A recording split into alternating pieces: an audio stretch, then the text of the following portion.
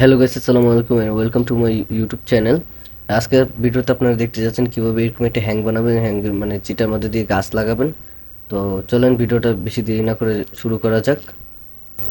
তো প্রথমে নিয়ে নিব এমন একটি মোটা গুণা এবং আরেকটি নিব একটি প্লাস। আমাদের আর কিছু লাগবে না, আর লাগবে কিছু গাছ। তো চলেন ভিডিওতে চলেন ভিডিওটা এটা বানানো শুরু করি। তো আপনারা যে ভিডিওতে দেখানোর মতো আপনারা মুড়িয়ে নেবেন, এবং এটা অনেক শক্ত ছিল, যখন আমাদের মূলত অনেক কষ্ট হয়েছে, তাও এটা আপনাদের জন্য মুড়িয়ে বানিয়ে দেখাচ্ছি।